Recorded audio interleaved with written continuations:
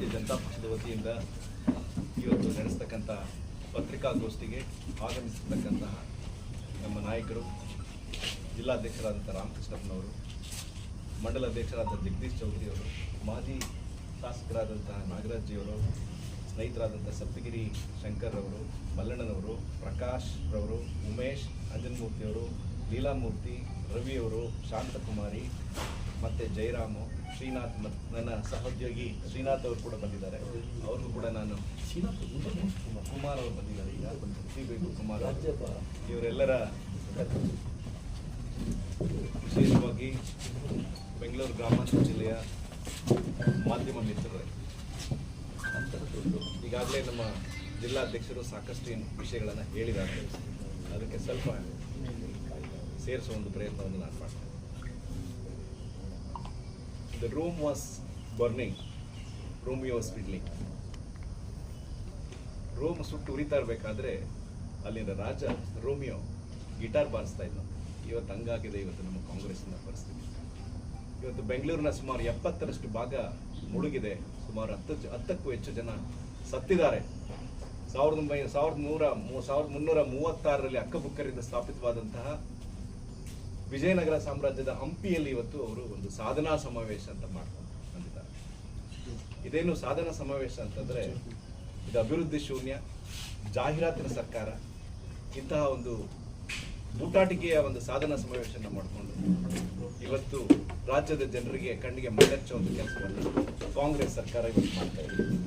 ಸ್ನೇಹಿತರೆ, ಈಗಾಗಲೇ ತಮಗೆಲ್ಲ ಗೊತ್ತಿದೆ, ಏಪ್ರಿಲ್ 22 ಕಾಶ್ಮೀರದ ಕಣಿವೆಯಲ್ಲಿ ಉಗ್ರರು, ಪಾಕಿಸ್ತಾನದ ಪ್ರೇರಿತರಾದಂತಹ ಉಗ್ರರು ಸುಮಾರು 25 ಜನರನ್ನ ನೀವು ಹಿಂದೂಗಳೇ, ನಿಮಗೆ ಕಲ್ಮಾ ಓದ್ಲಿಕ್ಕೆ ಬರುತ್ತೆ ಅಂತ ಹೇಳಿ, ಅಷ್ಟೇ ಅಲ್ಲದೆ ಅವರದ್ದು ಬಟ್ಟೆಯನ್ನು ಬಿಡಿಸಿ ಅಮಾಯಕವಾಗಿ ಘೋರ ಹತ್ಯೆಯನ್ನು ಮಾಡತಕ್ಕಂಥದ್ದು ಕರ್ನಾಟಕದ ಶಿವಮೊಗ್ಗದ ನಮ್ಮ ಬಂಧುಗಳು ಕೂಡ ಇರತಕ್ಕಂಥದ್ದನ್ನು ತಾವು ಕೇಳಿದ್ದೀರಿ. ಇಂತಹ ಒಂದು ಸಂದರ್ಭದಲ್ಲಿ ಒಂದು ದಿಟ್ಟ ನಿರ್ಧಾರವನ್ನು ತೆಗೆದುಕೊಂಡ ಭಾರತದ ಪ್ರಧಾನಮಂತ್ರಿಗಳಾದ ಸನ್ಮಾನ್ಯ ಶ್ರೀ ಮೋದಿಜಿ ಅವರು ಬಿಹಾರದಿಂದ ಒಂದು ಸಂದೇಶವನ್ನು ಕೊಟ್ಟರು. ಇಂತಹ ಘೋರ ಅಪಮಾನ ಮಾಡಿದಂಥ ನಿಮಗೆ, ನೀವೆಲ್ಲಿದ್ರೂ ಕೂಡ ನಿಮ್ಮನ್ನ ಹುಡುಕಿ ಹೊಡೆದು ನಿಮಗೆ ಊಹಿಸಲಾರದಂತಹ ಒಂದು ಶಿಕ್ಷೆಯನ್ನು ಕೊಡ್ತೀನಿ ಅಂತ ಒಂದು ಶಪಥವನ್ನು ಮಾಡಿದರು. ಅದಕ್ಕೆ ಸಂಬಂಧಪಟ್ಟ ದೇಶಕ್ಕೆ ಒಂದು ಸೂಚನೆಯನ್ನು ಕೊಟ್ಟರು. ಸುಮಾರು 14 ದಿನ ಅವರು ಕಾಯ್ದ್ರು ಕೂಡ. ಆದರೆ ಈ ಒಂದು ಪಾಕಿಸ್ತಾನ ತನ್ನ ಉಗ್ರರನ್ನ ಇನ್ನೂ ಬೆಳೆಸಲಿಕ್ಕೆ ಸಾಧ್ಯ ಮಾಡಿದ ಸಂದರ್ಭದಲ್ಲಿ ಮೇ 8, 7, 8, 9ನೇ ತಾರೀಕು ಉಗ್ರರು ಅಡಗಿರ್ತಕ್ಕಂಥ 9 ತಾಣಗಳಲ್ಲಿ ಸುಮಾರು 100 ಕಿಲೋಮೀಟರ್ ಪಾಕಿಸ್ತಾನದ ಒಳಗಡೆ ಹೋಗಿ ನಮ್ಮ ಬ್ರಹ್ಮೋಸ್ ಅಸ್ತ್ರಗಳನ್ನು ಉಪಯೋಗಿಸಿ ಆಧುನಿಕ ತಂತ್ರಜ್ಞಾನವನ್ನು ಬಳಸಿ ಅಲ್ಲಿದ್ದಂಥ 100 ಉಗ್ರರನ್ನ ಸಾಯಿಸಿದ್ದನ್ನು ತಾವು ನೋಡಿದ್ದೀರಿ. ಅದೇ ಅಲ್ಲದೆ ನಮ್ಮ ಭಾರತೀಯರ ಅಸ್ಮಿತೆ, ನಮ್ಮ ಭಾರತೀಯರಿಗೆ ಅತ್ಯಂತ ಯಾವ ಹೆಣ್ಣು ಮಕ್ಕಳ ಸಿಂಧೂರವನ್ನು ಕೆಡಿಸಿದ್ರೋ, ನಮ್ಮ ಒಂದು ಸಾಕ್ಷಿ ಪ್ರಜ್ಞೆ ಆಗಿತ್ತೋ, ಅದೇ ಒಂದು ಆಪರೇಷನ್ ಸಿಂಧೂರದ ಮೂಲಕ ಇಡೀ ದೇಶಕ್ಕೆ ಮತ್ತೆ ಇಡೀ ಒಂದು ರಾಷ್ಟ್ರಕ್ಕೆ ಪ್ರತಿಯೊಂದು ಹೆಣ್ಮಕ್ಕಳ ಪರವಾಗಿ ನಾನು ಇದ್ದೀನಿ ಅಂತ ಹೇಳಿ ಒಂದು ಹೆಸರನ್ನ ಕೊಟ್ಟಂತವರು ಮೋದಿಜಿಯವರು. ಇವತ್ತು ಕಾಂಗ್ರೆಸ್ನವ್ರು ಏನ್ ಮಾಡ್ತಿದ್ದಾರೆ? ಇನ್ನೊಂದು ಮಾತನ್ನು ಹೇಳಬೇಕು. 2011ರಲ್ಲಿ ಕಸಬ್ ಮತ್ತು ಸಂಗಡಿಗರು ಬಾಂಬೆನಲ್ಲಿ 168 ಜನರನ್ನ ಕೊಂದಂತದ್ದನ್ನ ನಾವೆಲ್ಲ ಕಣ್ಣಾರೆ ಟಿವಿಗಳಲ್ಲಿ ನೋಡಿದ್ದೇವೆ. ಅಂತಹ ಕಸಬ್ನಿಗೆ ಪಾಕಿಸ್ತಾನದಲ್ಲಿ ಟ್ರೈನಿಂಗ್ ಕೊಟ್ಟಂತ ಒಂದು ಸೆಂಟರ್ನು ಕೂಡ ಅವರು ಹೊಡೆದಾಕಿದ್ದನ್ನ ತಾವೆಲ್ಲ ನೋಡಿದ್ದೀರಿ. ಅದು ಒಂದು ದಿಟ್ಟ ಒಂದು ನಾಯಕತ್ವ, ಮೋದಿಜಿಯವರ ನಾಯಕತ್ವದಿಂದ ಮಾತ್ರ ಸಾಧ್ಯ ಆಗ್ಲಿಕ್ಕೆ ಸಾಧ್ಯ ಅಂತ ಹೇಳಿ. 10ನೇ ತಾರೀಕು ಅಲ್ಲಿಂದ ಒಂದು ಡೈರೆಕ್ಟರ್ ಜನರಲ್ ಆಫ್ ಆರ್ಮಿಯಿಂದ ಒಂದು ಫೋನ್ ಬರುತ್ತೆ. ಮೊದಲನೇ ಫೋನ್ ನಮ್ಮ ಫೋನ್ ತೆಗೆಯೋದಿಲ್ಲ. 2ನೇ ಫೋನ್ ಬಂದಾಗ ಅವರು ಮಂಡಿಯೂರು ಕೇಳ್ತಾರೆ, ದಯವಿಟ್ಟು ನಿಮ್ಮ ಯುದ್ಧವನ್ನು ನಿಲ್ಲಿಸಿ ಅನ್ನೋ ಒಂದು ಮಾತನ್ನ ಅಲ್ಲಿರ್ತಕ್ಕಂಥ ಡೈರೆಕ್ಟರ್ ಜನರಲ್ ಆಫ್ ಮಿಲಿಟರಿ ಅವರು ರಿಕ್ವೆಸ್ಟ್ ಮಾಡಿದ ಮೇರೆಗೆ ಅದನ್ನ ಕದನ ವಿರಾಮವನ್ನು ಮಾಡಿದ್ದಾರೆ ಹೊರತು ಅದನ್ನು ನಿಲ್ಲಿಸಿಲ್ಲ. ಎಲ್ಲಿನವರೆಗೂ ಕೊನೆಯ ಒಂದು ಉಗ್ರಗಾಮಿಗಳು ಕೊನೆಯವರೆಗೂ ಹಿಡಿಯೋವರೆಗೂ, ಅವರನ್ನು ಪತನ ಮಾಡೋವರೆಗೂ ಕೂಡ ನಮ್ಮ ಈ ಒಂದು ಹೋರಾಟ ಮುಂದುವರಿತದೆ ಅಂತ ನಮ್ಮ ಮಾನ್ಯ ಪ್ರಧಾನಮಂತ್ರಿಗಳು ಹೇಳಿದ್ದಾರೆ. ಆದರೆ ತಮ್ಮ ಇತ್ತೀಚಿನ ಒಂದು ಹೇಳಿಕೆಗಳನ್ನು ನೋಡಿದರೆ ಕರ್ನಾಟಕದಲ್ಲಿ ಇರ್ತಕ್ಕಂಥ ಕೆಲವು ಮಂತ್ರಿಗಳು, ಕೆಲವು ಶಾಸಕರು ಮೋದಿಜಿಯವರ ಬಗ್ಗೆ ಮತ್ತು ಸೇನಾ ವಿಭಾಗದ ಬಗ್ಗೆ ಹಗುರವಾಗಿ ಮಾತಾಡ್ತಕ್ಕಂಥ ಒಂದು ನೀಚ ಕೆಲಸವನ್ನು ಮಾಡ್ತಿರ್ತಕ್ಕಂಥದ್ದು, ಇದು ನೇರವಾಗಿ ನಮ್ಮ ಸೇನೆಯ ಒಂದು ಅಂಗಗಳಿಗೆ ಮಾಡ್ತಕ್ಕಂಥ ಅವಮಾನ.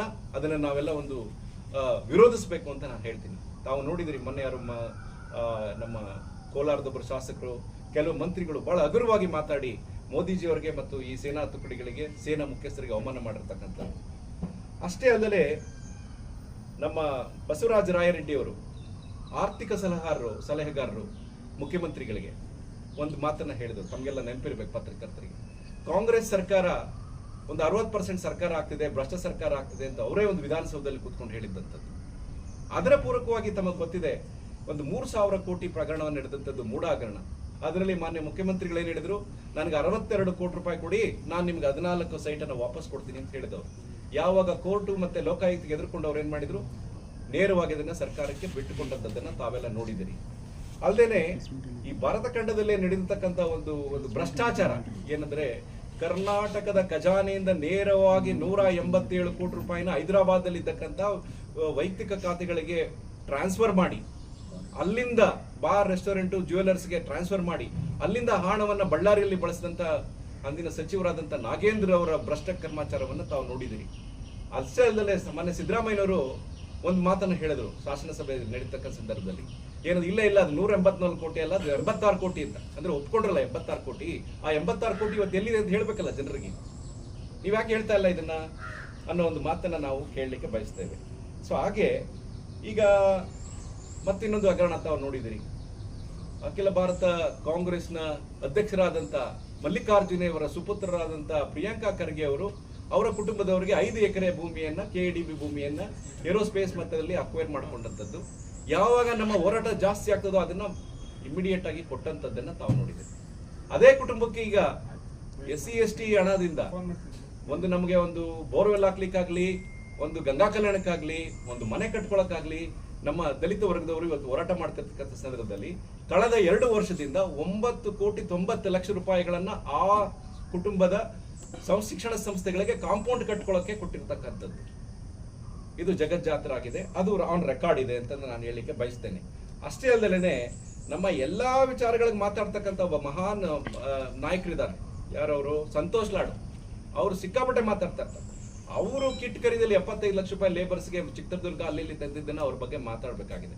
ಹೀಗೆ ಅನೇಕ ಅಂಶಗಳನ್ನ ಕಾಂಗ್ರೆಸ್ ಸರ್ಕಾರ ಭ್ರಷ್ಟಾಚಾರದಲ್ಲಿ ತೊಡಗಿದೆ. ಅವರು ಬರೀ ಭ್ರಷ್ಟಾಚಾರ ಬಿಟ್ಟರೆ ಏನು ಮಾಡಿಲ್ಲ ಅಂತ ಅಂಶಗಳನ್ನ ನಮಗೆ ತಿಳಿದೇ ಇದೆ. ಮತ್ತೊಮ್ಮೆ ತಿಳಿಸ್ಲಿಕ್ಕೆ ನಾ ಬಯಸ್ತೇನೆ. ನಮ್ಮ ರಾಮಕೃಷ್ಣಪ್ಪನವರು ಒಂದು ಮಾತು ಹೇಳಿದ್ರು, ಏನಂದ್ರೆ ಪರಿಶಿಷ್ಟ ಜಾತಿ ಪರಿಶಿಷ್ಟ ವರ್ಗದ ಹಣವನ್ನ ಹೇಗೆ ಇವರು ಮಾಡಿದ್ರು ಅಂತ. ಇವ್ರಿಗೆ ಗ್ಯಾರಂಟಿ ಯೋಜನೆಗಳಿಗಾಗಿ ಸುಮಾರು 52,000 ಕೋಟಿ ರೂಪಾಯಿನ ಬಜೆಟ್ ಅಲ್ಲಿ ತೆಗೆದಿಟ್ರು.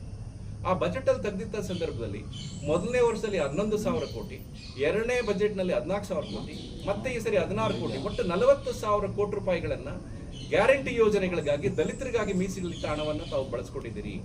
ಈಗ ನೀವು ಬೇರೆಯವರಿಗೆ ಗ್ಯಾರಂಟಿ ಕೊಡ್ಬೇಕಾದ್ರೆ ಇವ್ರಿಗೆ ಗ್ಯಾರಂಟಿ ಕೊಡ್ಬೇಕಲ್ಲ, ಅವ್ರಿಗೆ ಅಭಿವೃದ್ಧಿಗೆ ಇಟ್ಟಿದ್ದ ಹಣನ ನೀವು ಬಳಸ್ಕೊಂಡಿದ್ದೀರಿ ಅಂತ. ಯಾಕೆ ಬಳಸ್ಕೊಂಡಿದ್ದೀರಿ ನೀವು ಅಂತಕ್ಕಂಥದ್ದು. ಈ ಕಾಂಗ್ರೆಸ್ ಸರ್ಕಾರ ಯಾವಾಗಲೂ ಹೇಳ್ತದೆ, ನಾವು ದಲಿತರ ಪರವಾಗಿರ್ತಕ್ಕಂಥ ಸರ್ಕಾರ, ಇದು ದಲಿತ ಸರ್ಕಾರ ಅಂತ ಹೇಳ್ತದೆ. ದಲಿತರ 2 ಸಂಸ್ಥೆಗಳೇನಿದೆ, ಒಂದು SC/ST ಕಮಿಷನ್. ಕಾಂಗ್ರೆಸ್ ಸರ್ಕಾರ ಬಂದು ಇವತ್ತು ಸಾಧನಾ ಸಮಾವೇಶ ಮಾಡಿ ದಲಿತರಿಗೆ ಇವತ್ತು ನಾವೆಲ್ಲ ಮಾಡ್ತೀವಿ ಅಂತ ಹೇಳ್ತಕ್ಕಂಥ ಸಿದ್ದರಾಮಯ್ಯನವರ ಸರ್ಕಾರ ಇವತ್ತು SC/ST ಕಮಿಷನ್ 2 ವರ್ಷದಿಂದ ಅದು ಕೆಲಸ ಮಾಡ್ತಾ ಇಲ್ಲ. ಇದು ಬಹಳ ಸೀರಿಯಸ್ ಆಗಿರ್ತಕ್ಕಂಥ ವಿಷಯ. ಇದು ಒಂದು ಸಾಂವಿಧಾನಿಕ ಸಂಸ್ಥೆ. ಯಾರ ಮೇಲೆ ಅವ್ರ ಮೇಲೆ ದೌರ್ಜನ್ಯ ನಡೀತದೆ ಅವ್ರು ನೇರವಾಗಿ ಅರ್ಜಿ ಕೊಟ್ಟು ಪರಿಹಾರವನ್ನು ಕಂಡುಕೊಳ್ತಕ್ಕಂಥ ಈ ಒಂದು SC/ST ಕಮಿಷನ್ಗೆ ಅಧ್ಯಕ್ಷರನ್ನು ಮತ್ತೆ ಸದಸ್ಯರನ್ನೇ ಮಾಡಿಲ್ಲ. ಅಷ್ಟೇ ಅಲ್ಲ, ಇನ್ನೊಂದು ಈ ಪೌರ ಕಾರ್ಮಿಕರ ಸಮಸ್ಯೆಗಳನ್ನು ನೋಡ್ತಕ್ಕಂಥ ಇನ್ನೊಂದು ಸಂಸ್ಥೆ ಇದೆ, ಕರ್ನಾಟಕ ಸಫಾಯಿ ಕರ್ಮಚಾರಿ ಆಯೋಗ ಅಂತ. ಅದು ಈ ಸಂಬಂಧಪಟ್ಟಂತ ಸಫಾಯಿ ಕರ್ಮಚಾರಿಗಳಿಗೆ, ಪೌರ ಕಾರ್ಮಿಕರಿಗೆ ನಡೆಸ್ತಕ್ಕಂಥ ಸಂಸ್ಥೆ. ಅದಕ್ಕೂ ಅಧ್ಯಕ್ಷರನ್ನ ಮಾಡಲಿಲ್ಲ. ಇದಕ್ಕೆ ನೀವೇನ್ ಹೇಳ್ತೀರಿ? ಮಾನ್ಯ ಮುಖ್ಯಮಂತ್ರಿಗಳೇ, ನಿಮ್ಮ ಉತ್ತರ ಏನಿದಕ್ಕೆ? ನಾನು ಕೇಳಿದ್ರೆ, ನಾನು ದಲಿತ ಸಿದ್ದರಾಮಯ್ಯ, ನಾನು ದಲಿತ ಪರವಾಗಿರ್ತಕ್ಕಂಥವನು, ದಲಿತರಿಗೋಸ್ಕರ ಇದ್ದೀನಿ, ಸಾಮಾಜಿಕ ನ್ಯಾಯ ಮಾಡುವಂಥವ್ರು. ಈ 2 ಸಂಸ್ಥೆಗಳಿಗೆ 2 ವರ್ಷದಿಂದ ನೀವು ಯಾಕೆ ಮಾಡಲಿಲ್ಲ ಅಂತಕ್ಕಂಥ ಪ್ರಶ್ನೆ. ಹಾಗೇನೆ ಈ ಒಂದು ಗಂಗಾ ಕಲ್ಯಾಣ ಯೋಜನೆಯಲ್ಲಿ ನಮ್ಮ ಸರ್ಕಾರ ಇದ್ದಂಥ ಸಂದರ್ಭದಲ್ಲಿ ಸುಮಾರು 20ರಿಂದ 25 ಒಂದು ತಾಲೂಕಿಗೆ ನಾವು ಕೊಡ್ತಾ ಇದ್ವಿ. ಆದ್ರೆ ಇವತ್ತು ಒಂದೊಂದು ಕೊಡ್ತಾ ಇದ್ದಾರೆ, ಒಂದೊಂದು ತಾಲೂಕಿಗೆ ಒಂದು ಕೊಡುವಂತ ಒಂದು ಸ್ಥಿತಿ ಆಗಿದೆ. ಮತ್ತೆ ನಾನು ಇನ್ನೊಂದು ವಿಚಾರ ಹೇಳ್ಬೇಕಂತಂದ್ರೆ, ಈ ಒಂದು ಬಗರ್ಕುಂಬ ಅರ್ಜಿಗಳು ಕರ್ನಾಟಕ ರಾಜ್ಯದಲ್ಲಿ ಸುಮಾರು 8 ಲಕ್ಷ ಅರ್ಜಿಗಳಿದೆ. ಆ ಅರ್ಜಿಗಳನ್ನ ವಿಲೇವಾರಿ ಮಾಡಬೇಕು ಅಂತ ಹೇಳಿ ಮೇಲಿಂದ ಮೇಲಿಗೆ ಕಂದಾಯ ಸಚಿವರು ಅಧಿಕಾರಿಗಳ ಮೇಲೆ ಒತ್ತಾಯವನ್ನ ಮಾಡ್ತಾರೆ.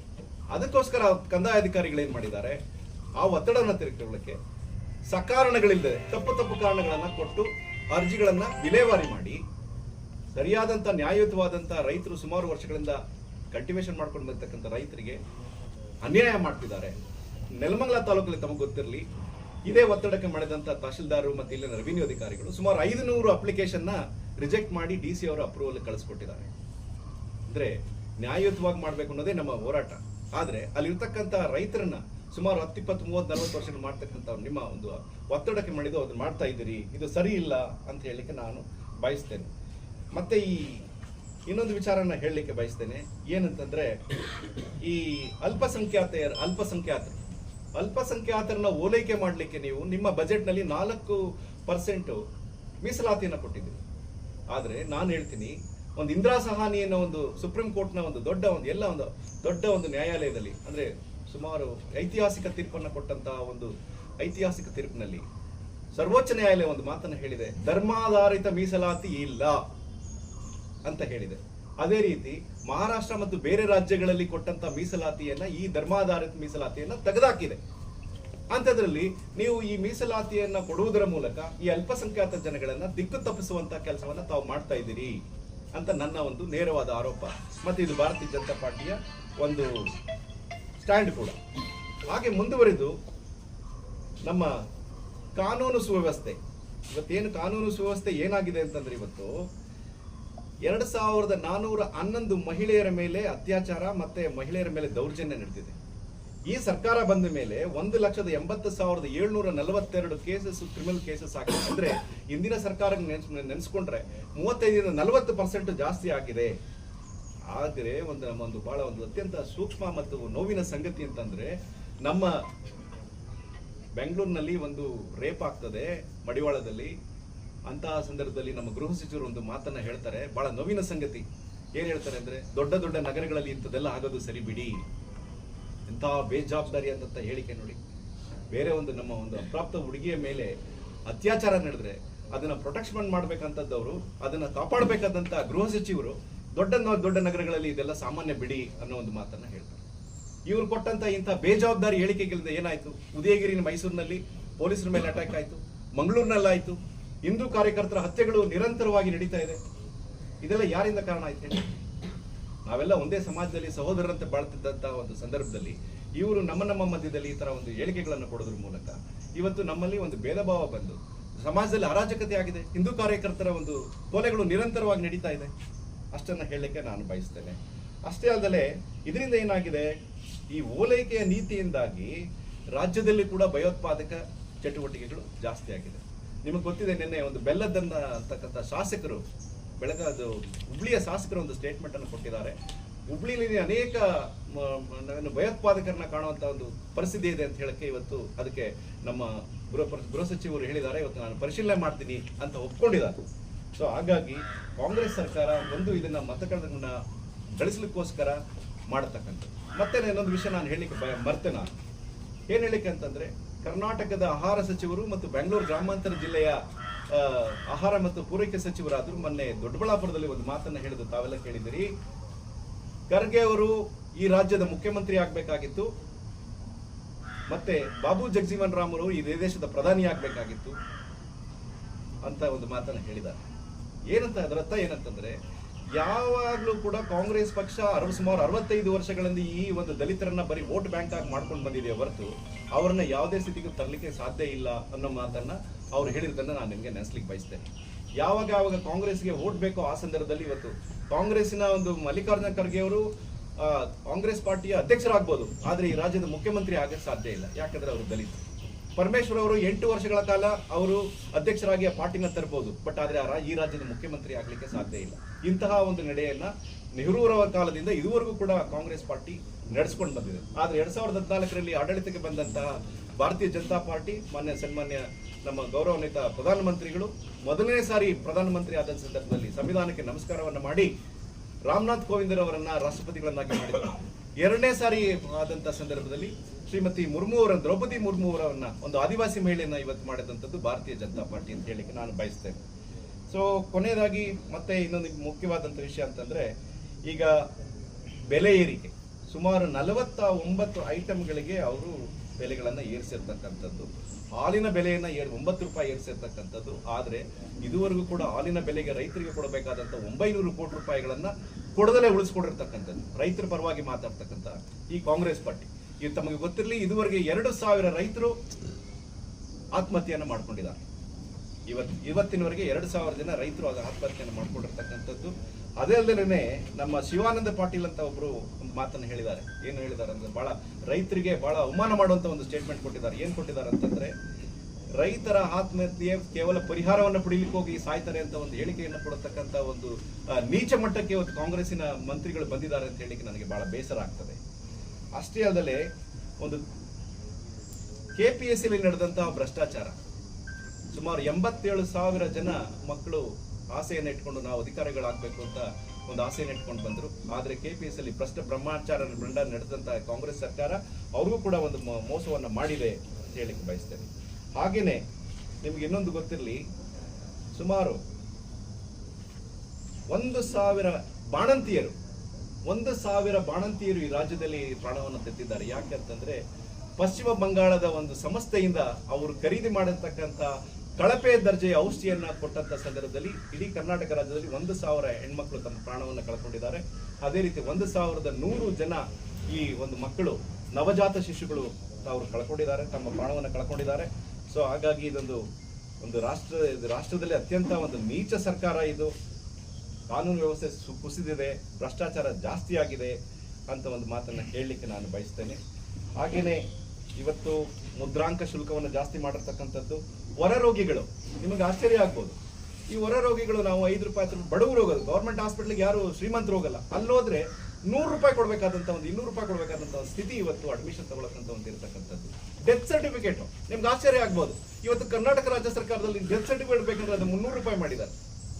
ಎಂತ ಒಂದು ನೀಚವಾದಂತ ವ್ಯವಸ್ಥೆ ಇವತ್ತು ಕರ್ನಾಟಕ ರಾಜ್ಯದಲ್ಲಿ ಇದೆ ಅಂತ ಹೇಳಲಿಕ್ಕೆ ತಮಗೆ ಒಂದು ಬಹಳ ಆಶ್ಚರ್ಯ ಆಗ್ತದೆ. ಹಾಗೇನೆ ಈ ಸರ್ಕಾರ ಬರೀ ಅಭಿವೃದ್ಧಿ ಮಾಡಿದ್ದು ಏನಂತಂದ್ರೆ ಬರೀ 52,000 ಗ್ಯಾರಂಟಿಯನ್ನು ಕೊಟ್ಟಿದ್ದು. ದೊಡ್ಡ ಸಾಧನೆ ಅಂತಂದ್ರೆ 52,000 ರಾಜ್ಯದ ಬೊಕ್ಕಸದಿಂದ 52,000 ಬೊಕ್ಕಸದಿಂದ ಕೊಟ್ಟದ್ದು. ಅದರಲ್ಲೂ 40,000 ಕೋಟಿಯನ್ನ ಪರಿಶಿಷ್ಟ ಜಾತಿಯವರು ತಗೊಂಡದ್ದೇ ಒಂದು ದೊಡ್ಡ ಒಂದು ಹೆಸರು. ಹಾಗಾಗಿ ಈ ಒಂದು ಸರ್ಕಾರ ಏನ್ ಇವತ್ತು ಮಾಡ್ತಾ ಇದೆ, ಇದೊಂದು ರೈತ ವಿರೋಧಿ. ಯುವಕರಿಗೆ ಯುವ ನಿಧಿಗೆ ತಾವೇನ್ ಹೇಳಿದ್ರಿ, ಯುವ ನಿಧಿ ಭಾಗ್ಯ ಕೊಡುವಾಗ ತಾವೇನ್ ಹೇಳಿದ್ರಿ, ಎಲ್ಲ ಕರ್ನಾಟಕದ ಎಲ್ಲ ನಿರುದ್ಯೋಗಿಗಳಿಗೆ ನಾವು ಕೊಡ್ತೀವಿ ಅಂತ ಹೇಳಿದ್ರಿ. ಎಲ್ಲರಿಗೂ 3,000 ಕೊಡ್ತೀವಿ. ಆಮೇಲೆ ಏನ್ ಮಾಡಿದ್ರಿ, ಡಿಪ್ಲೊಮಾ ಓದ್ತಿರೋರಿಗೆ 6 ತಿಂಗಳ ಹಿಂದ್ಗಡೆ ಪಾಸ್ ಆಗಿರೋರು ಮಾತ್ರ ಕೊಡ್ತೀವಿ. 3,60,000 ಜನರಿಗೆ ಮಾತ್ರ ನೀವು ಕೊಟ್ಟಿರ್ತಕ್ಕಂಥ 14 ಕೋಟಿ ರೂಪಾಯಿ ಕೊಟ್ಟಿದ್ದೀರಿ. ಸೊ ಈ ತರ ನೀವೇನ್ ಹೇಳಿದ್ರಿ, ಮೊದಲು ಹೇಳಿದ್ರೆ ಕಾಕಾ ಪಾಟೀಲ ನಿನಗೂ ಫ್ರೀ, ಮಾದೇವಪ್ಪ ನಿನಗೂ ಫ್ರೀ ಅಂದ್ರಿ. ತದನಂತರದಲ್ಲಿ ಏನ್ ಮಾಡಿದ್ರಿ, ನಿಮ್ಮ ಗ್ಯಾರಂಟಿಗಳು ಸರಿಯಾಗಿ ತಲುಪ್ತಾ ಇಲ್ಲ. ಇದು ನಿಮಗೆ ಎಲೆಕ್ಷನ್ ಬೇಕಾದಾಗ ನಿಮಗೆ ಸಭೆ ಸಮಾವೇಶ ಮಾಡುವಂತ ಸಂದರ್ಭದಲ್ಲಿ ಸಾಧನಾ ಸಮಾವೇಶ 3 ದಿವಸ ಮೊದಲು 4 ದಿವಸ ಮೊದಲು ಹಾಕುವಂತ ಒಂದು ಕ್ರಿಯೆಯನ್ನು ತಾವು ಮಾಡ್ತಾ ಇದ್ದೀರಿ. ಅಷ್ಟೇ ಅಲ್ಲ, ನೀವು ಏನ್ ಮಾಡ್ತಾ ಇದ್ದೀರಿ, ಈ ಬ್ರ್ಯಾಂಡ್ ಬೆಂಗಳೂರು ಅಂತ ಮಾಡಕ್ ಹೋಗಿ ಇವತ್ತೇನಾಗಿದೆ, ಇಡೀ ಬೆಂಗಳೂರೇ ಮುಳುಗೋಗಿದೆ, ಭ್ರಷ್ಟಾಚಾರ ತಾಂಡವವಾಡ್ತಿದೆ. ಈ ಎಲ್ಲ ಅಂಶಗಳನ್ನು ನಾವು ಭಾರತೀಯ ಜನತಾ ಪಕ್ಷ ಅದರ ನೇರವಾಗಿ ನಿಟ್ಟವಾಗಿ ನಾವು ಒಂದು ವಿರೋಧವನ್ನು ಮಾಡ್ತೇವೆ. ನೀವು ಈ ರಾಜ್ಯದ ಜನತೆ ಕ್ಷಮೆಯನ್ನು ಕೇಳಬೇಕು. ಇನ್ನು ಮುಂದೆ ಈ ಹಣವನ್ನು ಪೋಲ್ ಮಾಡದಲ್ಲೇ, ಸಾರ್ವಜನಿಕ ಹಣವನ್ನು ಪೋಲ್ ಮಾಡದಲ್ಲೇ ಇದನ್ನ ಸದುಪಯೋಗಕ್ಕೆ ಬಳಸಬೇಕು ಅಂತ ನಾವು ಭಾರತೀಯ ಜನತಾ ಪಾರ್ಟಿ ಒತ್ತಾಯ ಮಾಡುತ್ತೆ. ಇಷ್ಟನ್ನ ಹೇಳಿ ತಮಗೆಲ್ಲರಿಗೂ ಕೂಡ ಧನ್ಯವಾದಗಳು.